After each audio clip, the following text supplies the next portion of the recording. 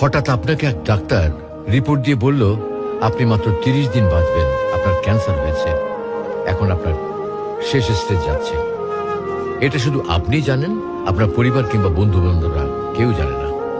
এখন এই রিপোর্ট পাওয়ার পরে আপনি বাসায় গেলেন।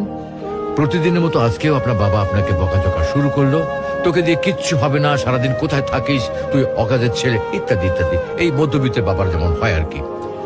তখন কি প্রতিদিনের মতো আজও আপনি তর্ক করা শুরু করবেন, নাকি প্রাণ ভরে বাবার বকাগুলো শেষবারের মতো আরেকবার শুনে নেবেন? হঠাৎ আপনার মা এসে আপনাকে বলল, নে বাবা ভাতটা খেয়ে নে। আপনার মনে হবে এই বুঝি আপনার মায়ের শেষ হাতের খাওয়া, আপনি আর বাঁচবেন না।